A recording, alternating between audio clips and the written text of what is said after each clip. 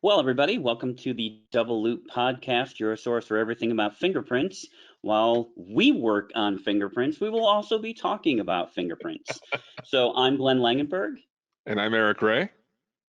So we have been discussing this for quite a long time and have wanted to treat our Patreon subscribers by being able to record some video of Eric and I doing comparisons. One of the things that we both enjoy, of course, are instructing other fingerprint examiners and trainees.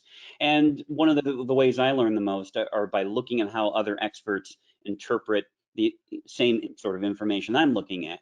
And we decided that we would go through a little series of comparisons, just picking some average Joe latent prints. Eric, you can talk a little bit about the set and where we're getting the source of these fingerprints in a moment. Sure. But we're going to go through some comparisons, and we're each going to take a turn. We're going to record these little mini episodes and try to get these up as regularly as Eric and I can meet, which hopefully will be a little more regularly than the episodes are coming out. But please stay tuned for future episodes of the Double Loop Podcast. We really do have some great episodes coming up and some good interviews lined up. So, Eric, how you doing? And let's talk a little bit about the latent prints we're going to look at. Yeah, doing well, Glenn. Thank you. And yeah, the latent prints here, they come from this old FBI data set called NIST 27. And so a couple weeks ago when we first started talking about this, I pulled some samples from that and tried to match them up with knowns, some of which were the true mate and some of which were not. And then I tried to forget over the past couple weeks about which ones I had chosen.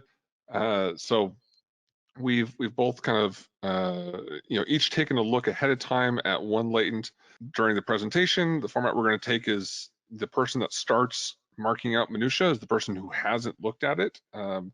We'll then compare it to the person who has pre-marked out minutia, and then move into judge comparison. Them for it. And exactly. And then move into a comparison and see kind of what we see as what features we see is usually I don't think we're going to be very far off on conclusions. We really rarely are, but the features that we base those conclusions on can sometimes have some differences that can be interesting. So that's what we'll be talking about. But again, some of these comparisons are quote unquote ground truth as much as that data set is same source, and some aren't. And I don't remember right now which ones we're going to be getting. Oh, that's great. And I think it's kind of cool because one of the things that listeners and other fingerprint examiners have to understand is, once you're really trained to competency and sort of know what you're doing, it's not like my opinion matters more than yours, Eric, because I have a few years more experience, or you've looked at more latents than I have necessarily, maybe a larger volume. And we're both colleagues here. And what we're really trying to share with listeners is, A, there are going to be differences in interpretation, and those are okay. And we may differ in our conclusions, but that's okay as well. We'll each be able to justify how we reached our conclusion and try to see it from the other person's perspective. So I think it's important for listeners to understand that even two relatively experienced examiners are going to interpret the same information differently. Yep. So are we ready to jump in? Yeah, I think so. Let's start with the first latent here that we discussed. All right. So this will be the first one we're looking at, and I'll start marking on some features. The one thing to note is that this background noise, Glenn, just because we talked before the show, I helped you run through a tool that removed it, but I'm going to actually keep the background noise on mine and see if I can just try to work through it. And then when we bring up yours, we can kind of see what the difference is. Actually, I'm going to back up. I forgot to add a new layer. And that's I was going to remind you. A good thing to do with the Photoshop. Yeah, there's nothing worse when you get to the end of a long analysis and you realize you did it on the original layer. Like, God. is why we need better fingerprint comparison software, where you don't have to remember these things. It's just all already done for you. I'm already fascinated by your markings. This All is awesome. So I this one just jumped out at me, so I marked it first. But then I'm like, okay, this is relatively small area. Let's start at the edge and then slowly kind of start working in from there. So I don't miss anything. I want to run these ridges, and so obviously this is close to the edge, so it gets a red. You know, these a little more clear. Again, back towards really close to the edge. I don't want to miss anything that is at the, just because it's at the edge, but I still see something, still mark it. This guy's a little obscured by the line running through it, but I really do see 3 ridges here and 2 right there. Same thing right there, but so maybe a little more clear to me, so I'm going to use a yellow. But these lines are yeah, I just can't make these green with these lines interfering. That's a little more clear. So I'm also personally not using any of my actions where I can switch the colors, and actually using going over here to the swatches to switch it. So I know that's what most people are also going to be doing when they use Photoshop. I want to say there's something else going on down here. It seems to be spreading out, but these lines are really getting in the way. I think there's one there. All right, so now come up here at the top.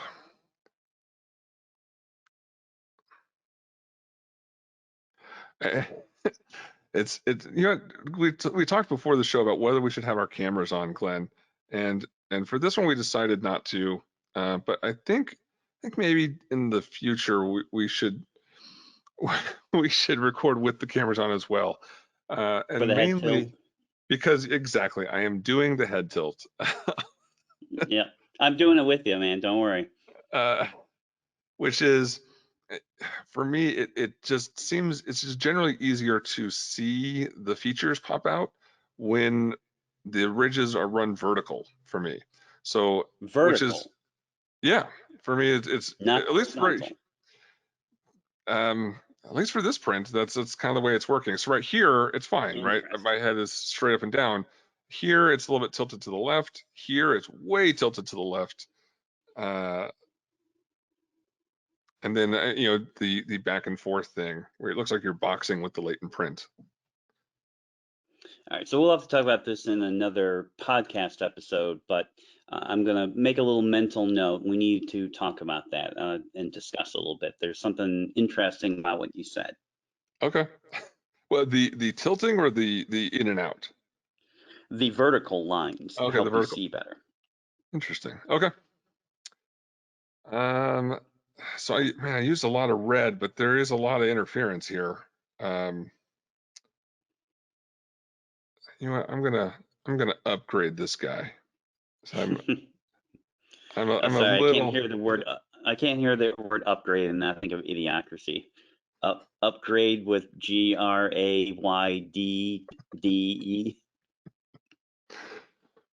I guess I haven't seen that movie enough to go with that. For thinking of movie, I would just go with the movie Upgrade, which that's a Which I kick-ass just movie. watched last week. Yeah, Really? it's fantastic. Yeah, it's great. All right, Glenn. I think I have found everything that I am gonna find. You have milked all the blood from this turnip. Well, until I get into the oranges, but we'll see what happens then. Okay. All right. So All our right. So markings overall, are I actually pretty have similar. 5, 10, 14. Yeah, I don't have that many, but a lot of the similar ones that we can discuss.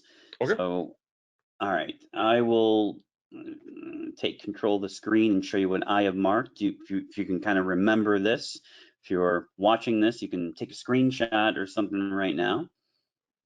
So I'm sharing my screen with you now, Eric, and I did the pattern removal. So One of the cool little tools in the case APHIS system that I have and enjoy using is that it has this really cool pattern filter. It's basically one single button, this FFT filter. So I just clicked on the background here. Can you see where I'm circling with my mouse? Does that Yep. come through? Yep. Okay. So I just clicked on this background, just made a sample of that, and it automatically removed it and cleaned things up a little bit, made it a little easier to interpret. I mean, in fact, I think it looks pretty great, and it's a Yeah. fantastic filter. Well, I mean, there's the traditional FFT where you have to, click on all the stars to in the Fourier space, and then that clears things up. But this one for this kind of pattern, there's an automatic tool where it's just a single button click, and then it all just. I mean, this took you more time to find the tool than to use the tool, right? Yeah, no, that's well said. Well said. So All right. compared to the typical FFT, yeah. All right. So here's what I had marked, and I had marked these as green here. So I had these 5 green features, which were similar to the ones that you had marked. Yep, I've got all I 5 of those. think I want to say that you had marked this one yellow, if I recall. Red, actually. Red, okay. And I So I think had that's marked that because of one the, green. yeah, I think that's because of the background noise. Because even looking at your screen now, that seems to show up a lot nicer than on mine. Okay. Um, Well, that makes so sense. yeah, Yeah, and that's pretty much all I had marked until I started going into this region here where we're getting, like you said, these 2 dark lines. So I had the same thought. I saw this ridge coming through, but I don't know exactly where it stops because it hits this black line. So I feel that somewhere along this line, probably closer to about here, yeah, there's going to be a feature. But that's why I've drawn it in red. I don't know where there is a feature, but I would mark it red. There's something red in this proximate vicinity here. And then the same thing with this one, like you, it abuts against this line. So at some point, you've got this ridge coming up, you've got this ridge clearly here. There's probably some features somewhere in this area that I'm circling, but I don't know exactly where. And then I thought also it looked like one ridge was continuing, but man, I was really uncertain about this, but it looks like there might be a short ridge or an enclosure here. yep. Maybe again something red there. So that's what I had.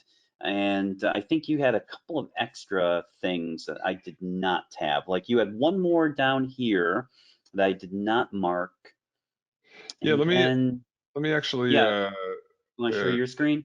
so first off, yeah, all 3 of those I had and marked as yellow. In addition, from your yellow dot at the bottom, if you count over either 3 ridges to the left as an ending or 2 ridges to the left as a bifurcation, down a bit from there, just straight across from that left one. Where? One more time? That yellow point, just count straight left, 2 ridges, 1, 2 as a bifurcation right there, or maybe that one is a ridge ending. Okay. And then from that same yellow one going down, I think you'd already shown that one. I had that as red right there. From that same yellow one going up a little bit into the black line, right there, a red one. And then at the going up to your leftmost green point, going up 3 ridges, a red point that ends right at the edge right there. Okay. Yeah. All right. Okay. So, well, that makes sense. And one of the things that I'll talk about a little bit here when we get to it later is I actually ran some of these features through a stats model too after I'd sort of reached my internal meter, and Okay. I'll share that in a moment. Particularly, starting with my green and yellow features, and Right. then adding the red ones and the orange ones a little bit later. So I had a chance to do that, and just running these, I actually, you know what? I'll hold on to that information. I'll share that with you Sure. later after you go through more of yours. So why don't you go ahead and take it back? I think our analysis is pretty simple. You would consider this a value, of course, right? Yep. Yep. 14 points. Yeah, I got 5 of them are red, but um, I'd give it a shot and see where it took me. Yeah, I would find this personally to be in my suitable for comparison of comparative value. I So, think it's probably going to be borderline for me if I could identify it. Pretty borderline. One thing we didn't discuss is that I have a little bit of an open field up here. You know, I like the and on the far absence of right, yep. features. Yeah, through there. So sort of throughout this area, I'm definitely going to consider that. Any level 3 detail that you observed that you would consider useful, reliable? Um, Not really. I mean, you can see a little bit of some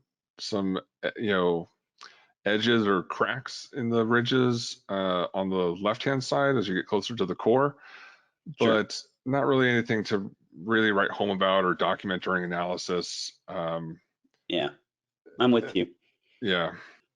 And then so we've talked about the quantity. What about the quality overall? How would you assess the quality on a OSAC type or Swigfast type or ANSI-NIST type scale? Um, let's see, for like the Swigfast 4-point scale for quality, um, I'd go back and forth on between medium low and medium high, probably ending on medium low for that one. Okay. And that's just because of that's that might be first off, that's because of the big black lines going through the middle that really obstruct a lot of the detail, but then also on my version of it with all the background noise. Okay. Yeah, I got to keep remembering that. So I would have placed that at medium high with an area. My notes would say mostly medium high with an area medium low is how I would look at that through this area here. Sure.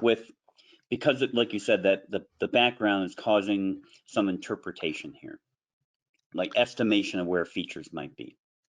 And then what about specificity? What would you say about the specificity of these characteristics?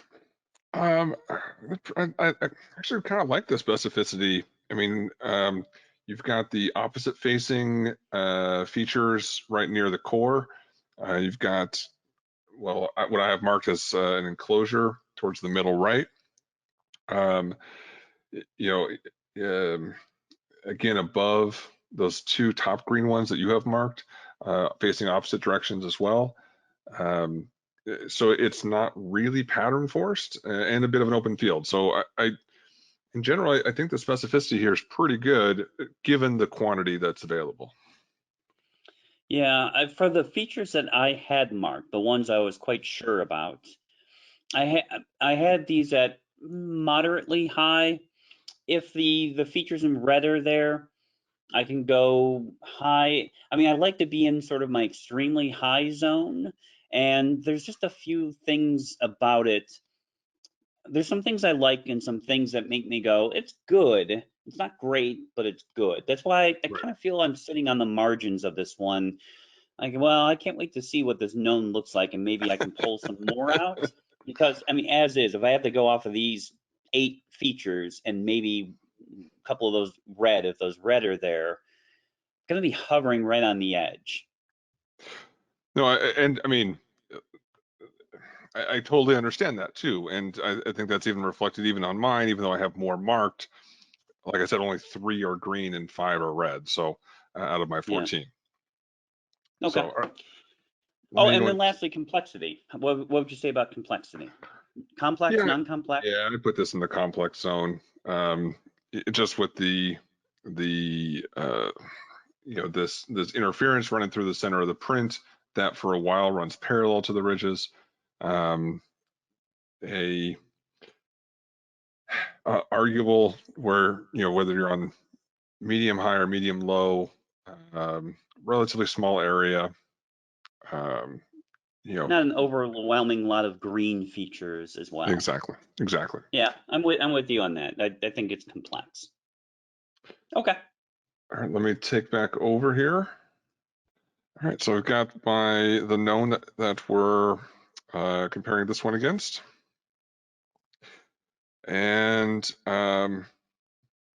I don't think there's much question of orientation or location for this one. I mean, even though we don't have a core or an anchor, we have what looks like the beginnings of a recurve here. So we're getting close to the core on the left.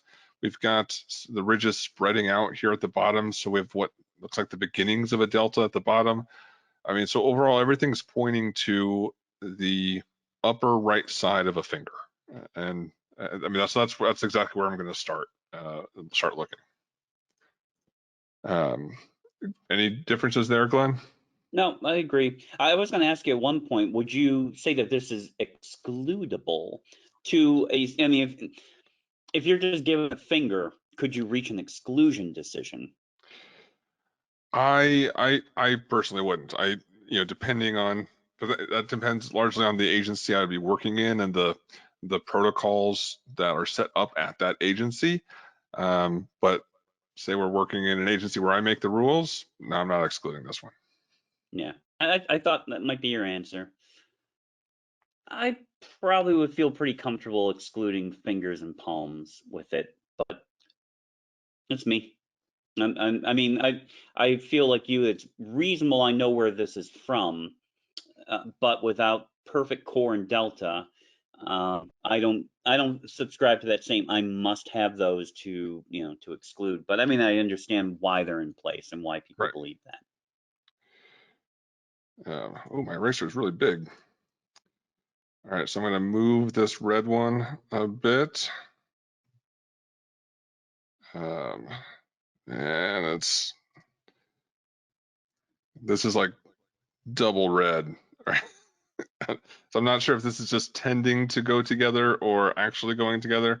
There's a point roughly in that area. The distance is a little off, but I'll mark it so that we can talk about it more later. Okay.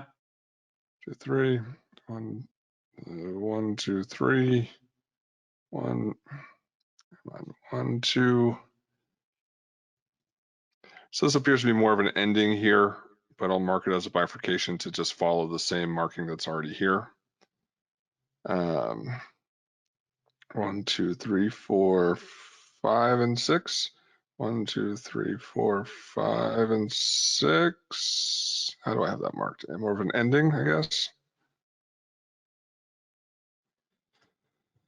All right. So back down to here. 1, 2. 1, 2.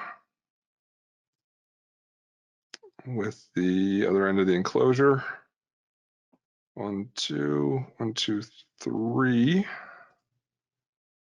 for that guy. This is way higher than I thought it was going to be for that ending right there. That would be, basically kind of repositioning this one a bit up like to here. So it's like I kind of moved that almost to ridge length. All right, so then from this one, come down 1, 2, and bifurcation. 1, it's an ending here.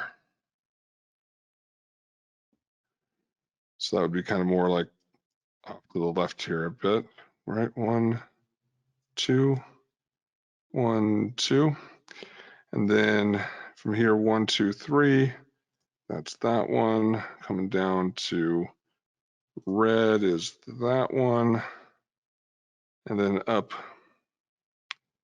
let's see here, up and in for red on that one. Okay, so that's my 14. And I always like to kind of go back and double check if there's any minutia like in the known where it's a lot clearer that pop out that would be in the same region. That's like, if there's an ending right here, then that should be visible here. So I'd want to note that. The only thing that really jumps out is this guy, and that looks like it's just off the edge of the print right there. So I think that's all there is to mark on this one. Do you want me to go through evaluation, Glenn, or do you want to do your comparison? Show you what your comparison looked like? Well, I mean, I have a guess what your evaluation Yeah, would be, so why don't you, why don't you go ahead and tell me that you think it's an ID. I think it's an ID. Everything I marked in analysis ended up being there. Even the, so So so yeah. let's talk about that further left, right. Sorry, the left red one. Yeah, So that's really iffy. I will give you that. That is extremely an iffy point. yeah, because when you were marking, I was like, whoa, what is he trying to associate it with? Oh, that. Oh, so I thought that it was just maybe a mismarked feature when I looked in that area. Because it might just be incomplete recording. You know, Hmm. the ridge chops off a little bit or a break. That was the only one I was surprised about. I would tend to. Well, I guess I'll show you my markings and where we disagree a little bit. We're in agreement in the upper area. I think you've got more features in the lower area. And if this was handed back to me saying, hey, this is pretty iffy. I don't think you should mark this one. I would I could absolutely remove um, Yeah, this point I don't think here. it would affect anything. And I don't think it would affect my conclusion at all, but I can actually, absolutely agree that that is the iffiest point on here that I've marked. All right. All right, so let me share with you mine. All right, so when I brought the known in, I had had these features through here. All my green were spot on. Had no problems with those. You'll notice I had not marked that one. I Right. actually didn't Right. think it was a feature. So when you had marked it, I was like, oh, is that? But that's why when you would associate with that one, thought, well, okay. So, but we just discussed that one. Everything else was there in the open field and all that, and I'm feeling pretty good. And I start going down here, and I found that. So I'm going to move to the next screen that addresses those red lines. So I don't consider these orange, Eric, not in the traditional sense of Sure. orange, but I knew there was something in there. I'm now marking them to fit with where they are in the known impression. So they should technically be red features, but I didn't know exactly where they would show up. In Well, my that head, they goes have the weight into of red. right, and that goes into the in general you need to give red points a little more tolerance because almost by definition there's some uncertainty as where exactly they exist and if they exist. Yeah. All right. So where you and I think differ the most is down here in this lower region where you had found this feature. Although I think you had marked it off a ridge, but I don't care. I mean, it's within tolerance. Right. And then you mark this one down here, which again, when you mark that live, like, how the hell does he do that? How does he do that? I never would have marked that one. I obviously didn't mark that Well, one, and yet, yeah, so you were right on. let me talk through this, right? So what I'm seeing, and is maybe that this is helpful is in just describing it, right? So first, let me do the one on the left, the one that's a little bit higher, like straight left of the yellow point there. Sure. So and I, Here. yeah, right there. So right at the very edge, there's like a black circle, right Yep. there. So that to me looks kind of like background noise, right? It doesn't fit in with the flow of the ridge straight above it. It would, the ridge above it is tending to curve to the left, and this would jut back to the right. But it also doesn't seem to fit with the other ridge just to the right of it. Um, it's so I'm kind of interpreting that as some of the other black background dots that are appearing in different areas of the print. And so then, just from that black circle, just barely up and to the left is kind of another black circle. If you can try to move your mouse right there. Yeah, a little bit left, slightly left. Nope, sorry, back to down to the right there. So, and again, to me, that looks like an ending, right? That underneath it is more ridge, to the right is ridge, that it's not connected to. the ridge just to the left is kind of tending to flow out to the left, so it doesn't look like it can connect there either. And I mean, I guess I recognize that it is on the edge of the print overall. So I mean, I could definitely be convinced to mark that as red, even though I marked it as yellow in my analysis. But so that's what I'm seeing there, and it's moving down to now the point underneath the yellow dot, down right there. I mean, same kind of thing. That to me just looks like it's not gonna just jut to the right real quick and then go up into that yellow dot, that it's actually an ending, and then the ridge coming down from the yellow dot is gonna flow more gradually, which is moving away from the ridge just to the left of it, meaning that there's gotta be a space to be filled by another ridge. Yeah, and that one I find pretty fascinating because I easily in my brain connected these two as a singular ridge, or thought, well, they could be a single ridge. It honestly never occurred to me that there's a feature here. And even now looking at it, going, do I actually really see a feature there? Again, you marked it before seeing the known, so I don't dispute at all what you're saying, not one bit. I'm still struggling, like, can I get that? This one, kind of sort of see. I mean, Sure. again, I find it fascinating. Well, This one, oh, sorry, yeah, go ahead. and then but so these two, and then the one up at the top middle, or left middle, I guess, are kind of the three edge of the print points that I marked. And well, granted, I think the bottom two I got right. I think the top, the one up in that green section that we had already talked about, I mean, I do think that was wrong. That, granted, yes, there is a point similar to in that area on the known, but it's just too far over. It can't really be a real point. So, but again, I think that's the kind of the point of marking stuff red at the edge is, maybe you'll write 2 out of 3 times. But to me, that's still useful information to include in the documentation and comparison. Sure. Now, this one, you would never be able to get me on board. Like, I don't know how you interpreted that. I don't know how you got that, but I mean, there is. I mean, there's one right there, and you marked right approximately where it was. I'm like, how the hell does he do this? But I admire it. Frankly, I'm jealous. You know that. Well, and again, so in between those 2 red lines, you have a ridge, right? So follow that ridge down for me. So not that one, it'll go all the way up to right between the 2 yellow dots, really, and follow that ridge down. And to me, it kind of curves to the left, and but keeps no. So now you're jogging to the left, where to me it goes to the right. Oh, see, I just the way I traced it is that's the way I'm seeing it. That's why it never occurred to me for there to be a feature there.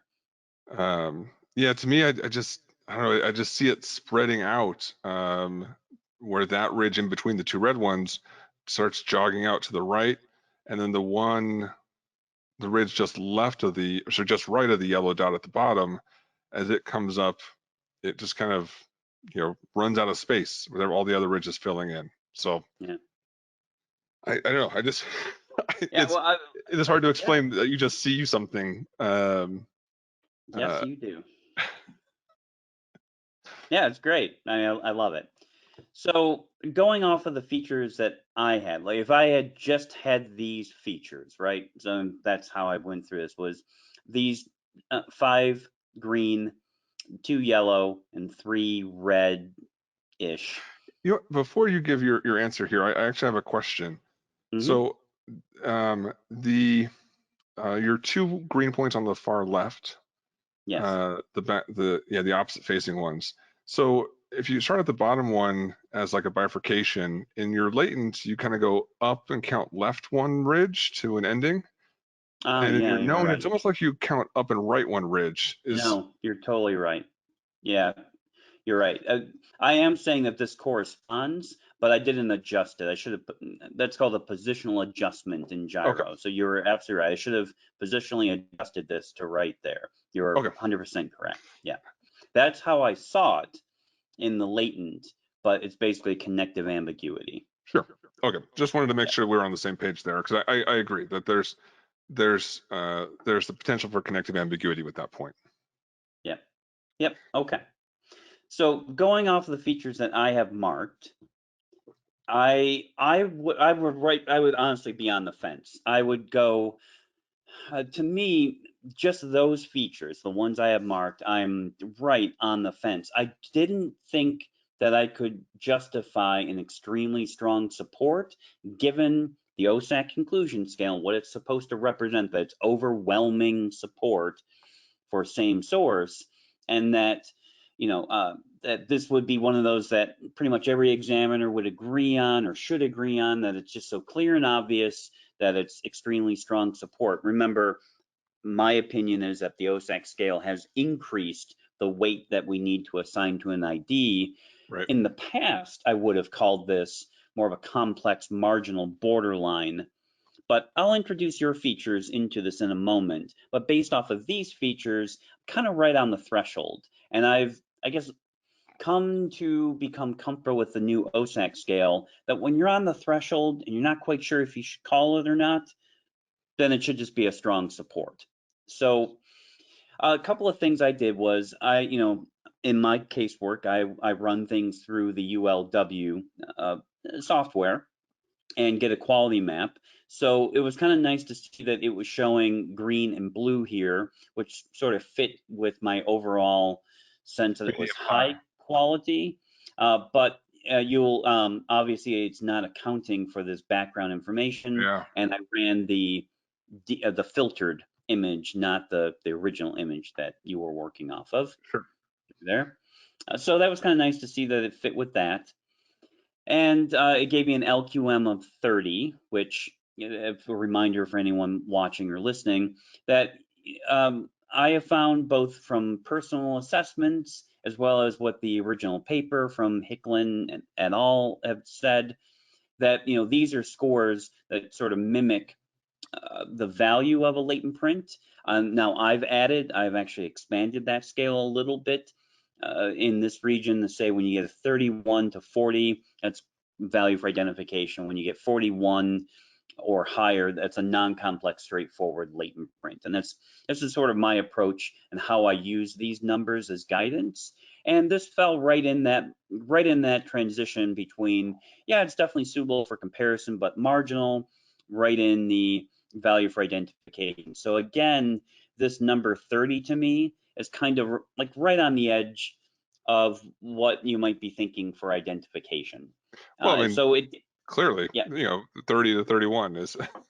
yeah, I mean, literally, it fell right on those margins. So that resonated with where, again, I felt this one was, only because of the smaller surface area.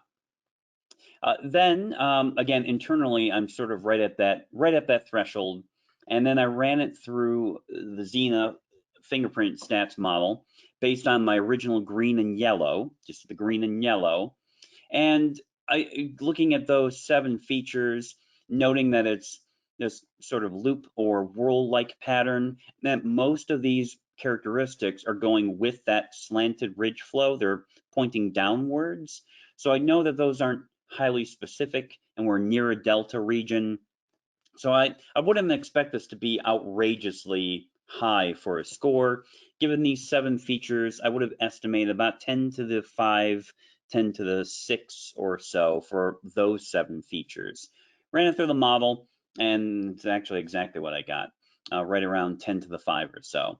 Still very strong evidence, but for just those 7. Then I throw in the red features, in that other area. I expected it to go up a little more. I would have guessed that it would have been about 10 to the 7, 10 to the 8, but it didn't increase that much more, which tells me that those additional 3, maybe they're a little closer to the delta. Maybe the positions are off a little more because of the uncertainty of where they exactly are, marked. So it could be some of that. I expected it to have jumped up a little bit higher. This is, I guess, confirming in my head, and now this is where I'm going, that on an OSAC scale, I'm right here at the edge. If those numbers had come back overwhelming, like 10 to the 9, 10 to the 10, I could have maybe tipped into the ID, but they were closer to this region, moderate to strong. And so it pulled me back a little bit. I probably would have gone strong support, just off of those numbers, and then add in the open field. I'm really right in the middle of this strong support towards the edge of an identification. Now, Sure. here's the interesting thing. After sitting down with you going through this, if you show me those at least two yellow at the bottom, Right. if we're going through a verification conflict resolution process, and I now think, yeah, maybe I can grab those two, and I see that you've marked them before even seeing the known print, you might be able to sway me into signing off on it as an extremely strong support.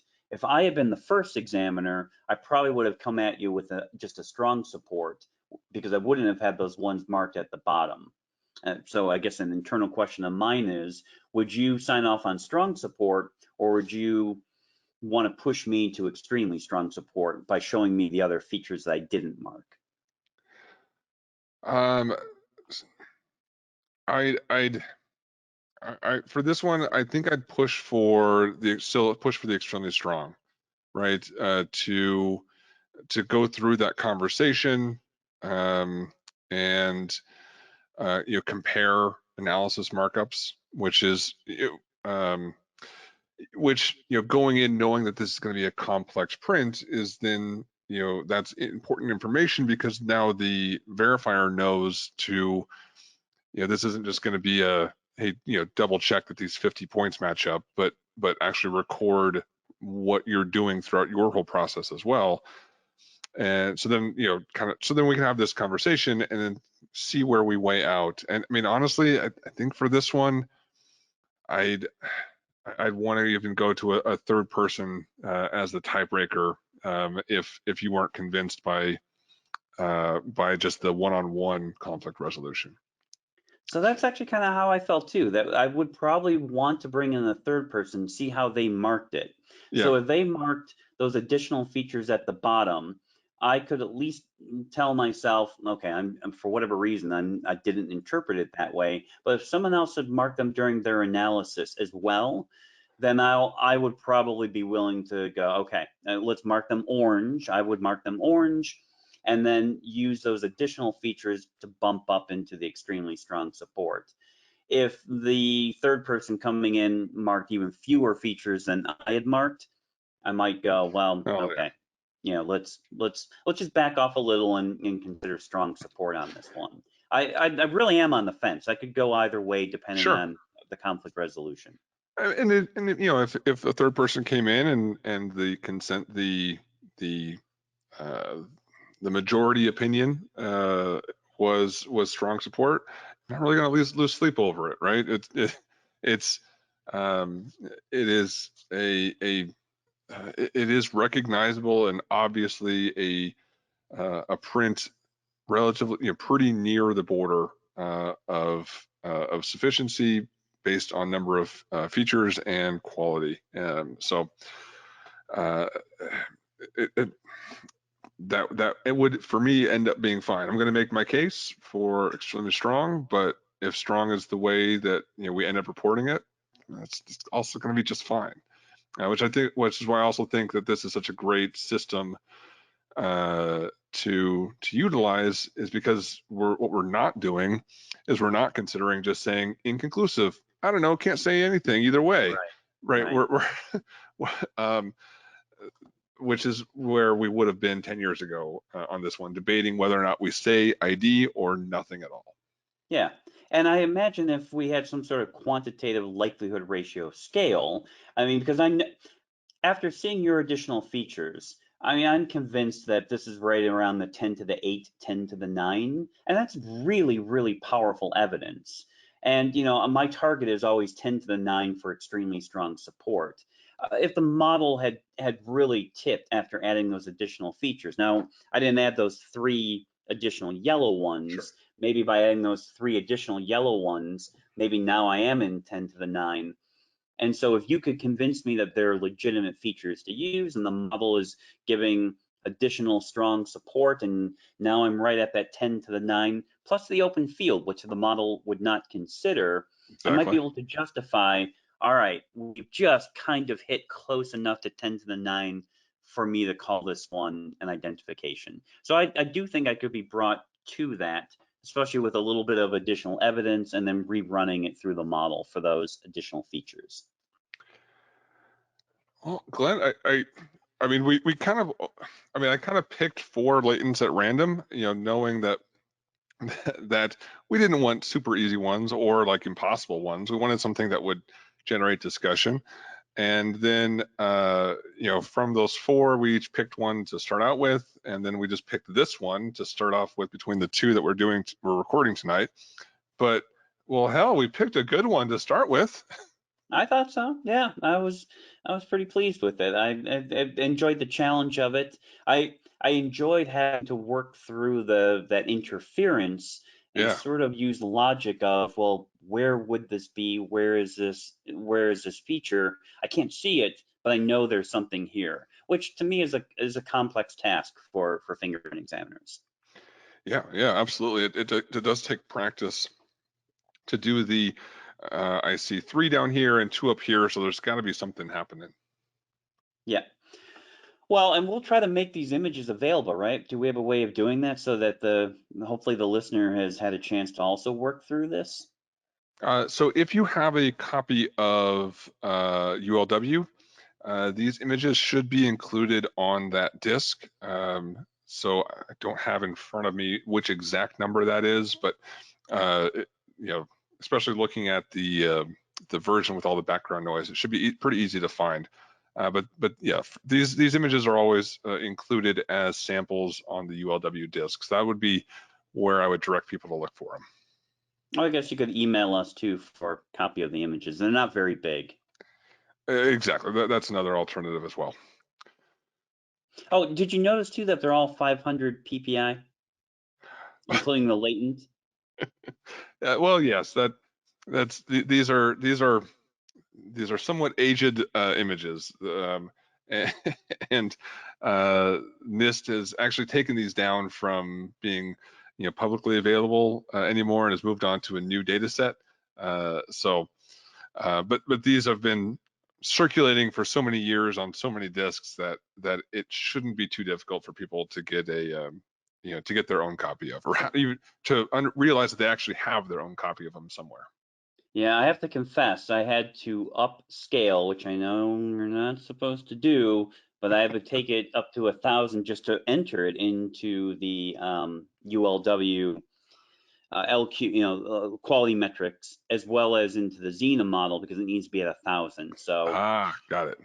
and both those software demanded 1,000, so I had to make some slightly less than acceptable adjustments. I think, yeah, I think that's how they come as with 500. I'd have to double check all my files to see if I have 1,000 PPI versions of these, but I think this is a good start, and I'm looking forward to, additional latent print talk throughs, in this series. Same here. Great. Well, we'll see everyone next time, and hope you had a chance to work through this, and I hope you enjoyed this.